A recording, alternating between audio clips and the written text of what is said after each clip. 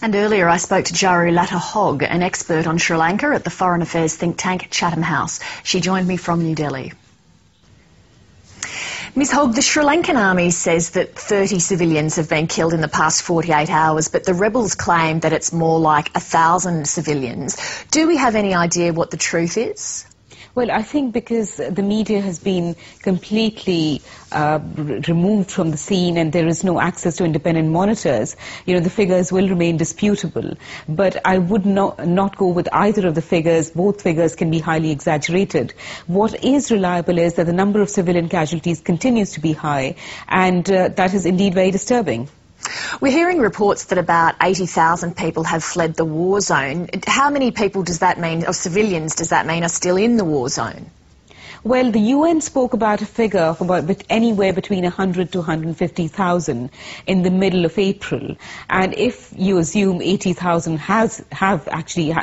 people have left the war zone, then, we're talking about anywhere between 50 to 60,000 people who are still in a very small conflict area. By any stretch, this is a very high number because the area we're talking about is a very, very small, shrinking conflict zones, which is coming under indiscriminate and heavy shelling by the Sri Lankan military, and these people are being used as human shields by the LTTE. The Red Cross says that the situation is nothing short of catastrophic for civilians there. Tell us more about what they're facing.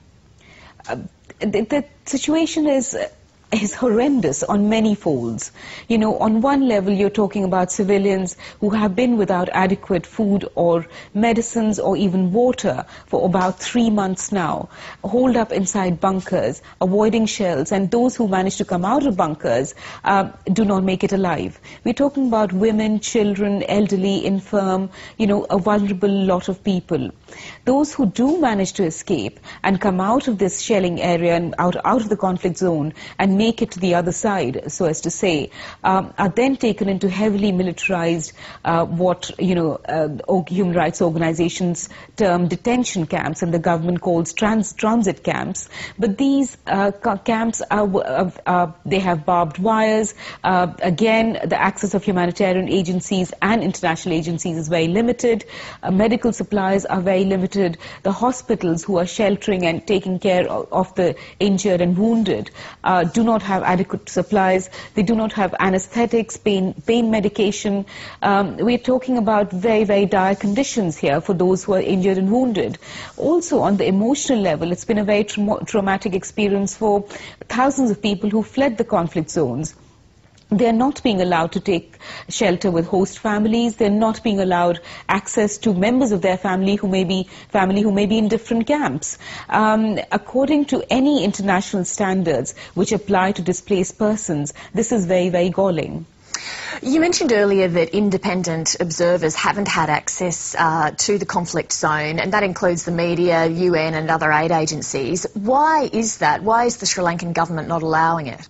Since the beginning, since virtually 2006, when the government decided to unleash its military agenda and decided that it would resolve this conflict through fighting, it has been very, very careful about allowing international access, and that is because of a widespread, it's because of various reasons, but predominantly it's because of a widespread belief in Sri Lanka that anybody who reports on the conflict or even reports on a factual side of the conflict is a traitor or is supportive of the LTTE. So they have been, therefore the media has come under attack not just in the conflict area but outside. And within the conflict area, the presumption is that the government has a lot to hide in terms of the violations of rules of war, in terms of violations of international humanitarian law. But let's not forget that the liberation tigers of Tamil Eelam, the Tamil Tigers, are no innocent party to this conflict. When they ruled over swathes of territory in the north and east, there was no free media in these areas. So this is nothing new for ordinary Tamil civilians in Sri Lanka. Their fate has so far, their misery the stories of their misery have not been told in reality for a very long time. Until 2006, the Tamil Tigers controlled loosely about 1/3 of Sri Lanka. They've obviously lost then a lot of ground in a relatively short time. Why has that happened? they've lost all their territory. So in a sense, you're looking at the virtual demise of the LTTE as a conventional force. Why has that happened? For various reasons, one starting which is the fact that the government of Mahinda Rajapaksa got elected on the basis of resolving this conflict through a military campaign. He had the mandate of people to resolve this through military means, and this was unanimous. It has never been so in Sri Lanka before. So the Tamil Tigers in that sense faced a formidable force. The Sri Lankan military has also received a lot of support, a lot of military hardware from the Chinese government, from the Pakistani government, and they have intrinsically put all their resources into fighting this military campaign. The Sri Lankan economy is in a dire state because it is a war economy, but they have achieved what they set out to achieve. The LTTE, on the other hand, because of their sort of deplorable human rights practices, which included child recruitment, which included extortion of the diaspora internationally, have been proscribed in more and more countries. Their funding and their support has increasingly come under scrutiny. You know, in 2006, the EU banned them, and that was a huge blow to the LTTE.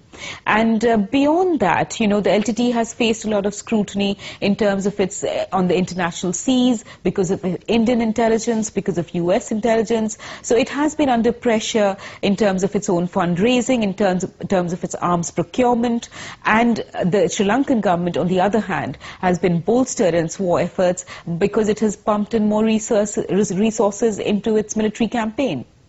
The LTT has rebounded from setbacks before. Can they rebound from this?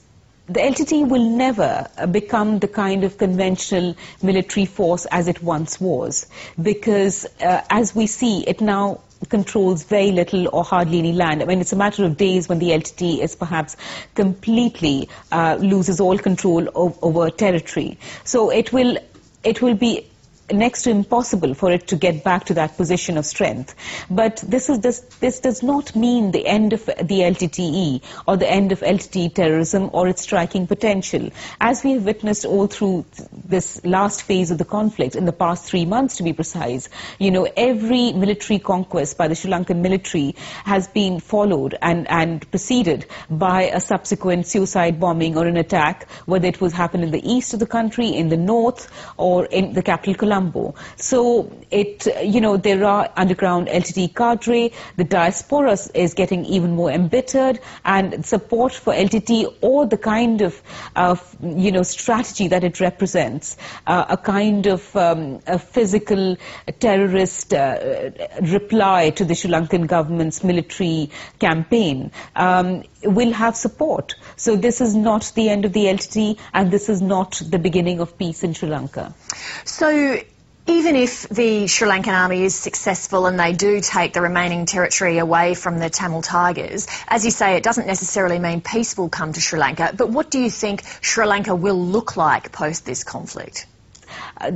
As of now, there are no leaders within the Tamil community, whether moderate or militant, who can claim to be representatives of the minority Tamil community. So in that sense, who is going to represent the Tamils? And what sort of power sharing is going to evolve? Are there going to be political negotiations? Is there going to be an ultimate settlement of the genuine political grievances that the Tamil minority community has? These are all questions which hang unanswered.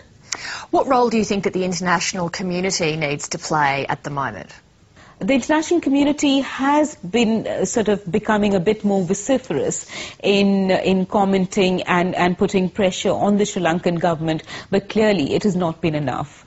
Because if, you know, over 5,000 civilians have been killed so far, and these are very preventable deaths, because there have been violations of rules of war by both sides, and the international community has not been able to exert enough pressure on both sides. Sure, the Tamil Tigers are a non-state state actor, and therefore leverages on them are few, but there are leverages on the Sri Lankan government. So the international community really has the responsibility to use these leverages of trade and aid, and multilateral organizations need to exercise this leverage as well to bring pressure on the Sri Lankan government to actually conduct a humanitarian evacuation of the remaining civilians and to prevent these senseless deaths. Charu Lata Hogg, we really appreciate you coming in to speak to us tonight. Thank you very much. Thank you.